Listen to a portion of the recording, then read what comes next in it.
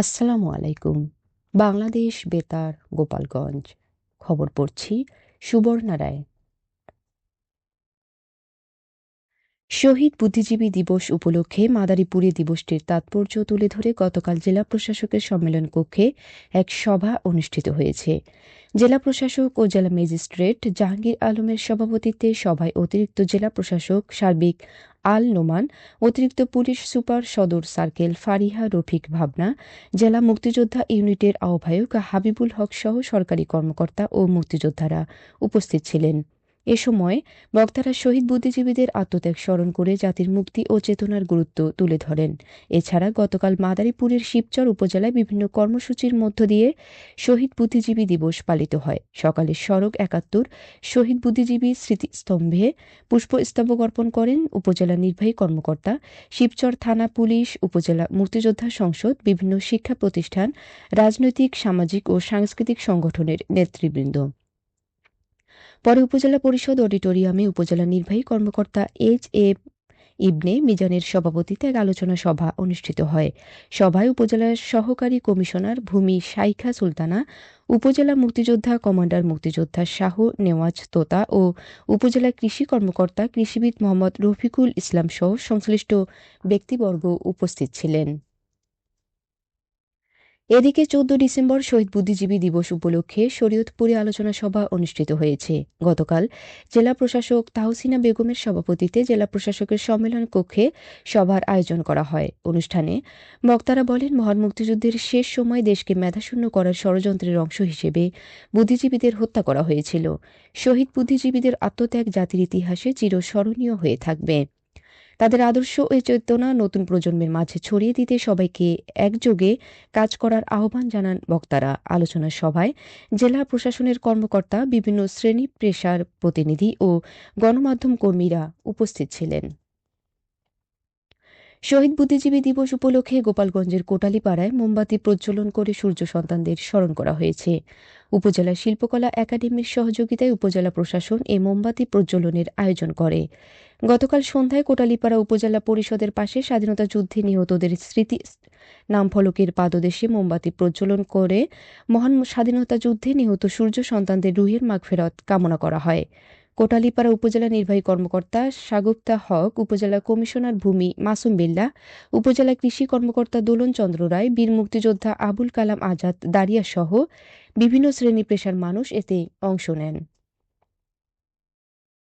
নড়াইলে জেলা চোরাচালান মামলা মনিটরিং ও চোরাচালান প্রতিরোধ সংক্রান্ত জেলা টাস্কফোর্স কমিটির এক সভা গতকাল নড়াইল জেলা প্রশাসকের সম্মেলন কক্ষে অনুষ্ঠিত হয়েছে। নড়াইল জেলা প্রশাসনের আয়োজনে সভায় জেলার চোরাচালান মামলা ও চোরাচালান প্রতিরোধে করণীয় বিষয়ে বিস্তারিত আলোচনা করা হয় এবং এসব মামলা দ্রুত নিষ্পত্তি সহ চোরাচালান প্রতিরোধে সংশ্লিষ্টদের আরও সজাগ থেকে কাজ করার আহ্বান জানানো হয়। জেলা প্রশাসক ড মোহাম্মদ আব্দুল সালাম এর সভাপতিত্বে পুলিশ সুপার মোহাম্মদ আল মামুন শিকদার সহ সংশ্লিষ্ট কমিটি ও বিভাগের কর্মকর্তাগণ এ সময় উপস্থিত ছিলেন। আসন্ন ত্রয়োদশ জাতীয় সংসদ নির্বাচন ২০২৬ উপলক্ষে ভোটারদের মধ্যে সচেতনতা বৃদ্ধির লক্ষ্যে নির্বাচন সংশ্লিষ্ট বিভিন্ন বিষয়বস্তুর উপর চলচ্চিত্র প্রদর্শনী কার্যক্রম বাস্তবায়ন করেছে জেলা তথ্য অফিস মাদারীপুর। গতকাল মাদারীপুর সদর উপজেলায় মোস্তফাপুর ইউনিয়নের মোস্তফাপুর কাঁচা বাজারে এ চলচ্চিত্র প্রদর্শনী অনুষ্ঠিত হয়। এতে অবাধ, সুষ্ঠু ও নিরপেক্ষ নির্বাচনে ভোটারদের দায়িত্ব ও কর্তব্য, ভোট প্রদানের গুরুত্ব এবং নির্বাচন সংক্রান্ত আইনগত দিক তুলে ধরা হয়। স্থানীয় সাধারণ মানুষ আগ্রহের সঙ্গে প্রদর্শনী উপভোগ করেন। এদিকে একই দিনে জেলা তথ্য অফিসের উদ্যোগে মাদারীপুর জেলা সদরের বিভিন্ন গুরুত্বপূর্ণ স্থানে নির্বাচন বিষয়ক সড়ক প্রচার কার্যক্রমও পরিচালিত হয়। ত্রয়োদশ জাতীয় সংসদ নির্বাচন ও গণভোটের তফসিল ঘোষণার প্রেক্ষিতে নির্বাচন কমিশনের নির্দেশনা অনুযায়ী শরীয়তপুর জেলায় নির্বাচনী প্রচার সামগ্রী অপসারণ কার্যক্রম চলমান রয়েছে।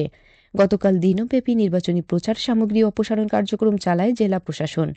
জেলা প্রশাসন জানায়, নির্বাচন কমিশনের আচরণবিধি বাস্তবায়নের অংশ হিসেবে জেলার বিভিন্ন এলাকায় প্রার্থীদের পোস্টার, ব্যানার, দেয়াল লিখন, বিলবোর্ড, গেট এবং আলোকসজ্জা সহ সকল ধরনের প্রচার সামগ্রী ও নির্বাচনী ক্যাম্প সরিয়ে নেওয়া হচ্ছে। এদিকে সংশ্লিষ্ট সকল প্রার্থী ও রাজনৈতিক দলকে নির্বাচন কমিশন নির্ধারিত আচরণবিধি কঠোরভাবে মেনে নির্বাচনী প্রচার কার্যক্রম পরিচালনার জন্য অনুরোধ জানায়। এছাড়াও নির্বাচনী পরিবেশ সুষ্ঠু ও শান্তিপূর্ণ রাখতে প্রশাসনের এই কার্যক্রম অব্যাহত থাকবে বলে জানানো হয়। এদিকে আসন্ন ত্রয়োদশ জাতীয় সংসদ নির্বাচনের প্রস্তুতি হিসেবে মাদারীপুর ৩ আসনে কালকিনি উপজেলায় বিশেষ অভিযান শুরু করেছে উপজেলা প্রশাসন। নির্বাচন কমিশন ১৩ ডিসেম্বর প্রজ্ঞাপনের মাধ্যমে সম্ভাব্য সকল প্রার্থীকে নির্বাচনী এলাকার সব ধরনের প্রচার সামগ্রী নিজ খরচে অপসারণের নির্দেশ দিয়েছিল। তবে এই নির্দেশনা না মানার কারণে উপজেলা প্রশাসন এবার সরাসরি পদক্ষেপ নিয়েছে। কালকিনি উপজেলার সহকারী কমিশনার ভূমি মাহবুবা ইসলামের নেতৃত্বে কালকিনি থানা পুলিশ সমন্বয় করে কাজ করছে। অভিযানে শহরের প্রধান সড়ক, গুরুত্বপূর্ণ মোড়, সরকারি স্থাপনা, বিদ্যুতের খুঁটি ও জনবহুল স্থানে অবৈধ প্রচার সামগ্রী সরানো হচ্ছে। পুলিশ ও প্রশাসন জনগণকে শান্তিপূর্ণভাবে সহযোগিতা করার আহ্বান জানিয়েছেন। সবশেষে আবহাওয়া।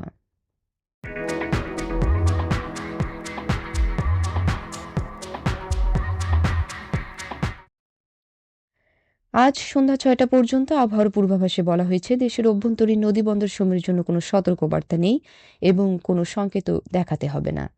খবর শেষ হলো। আমাদের পরবর্তী খবর প্রচারিত হবে আগামীকাল সকাল ৮টা ৩০ মিনিটে বাংলায়।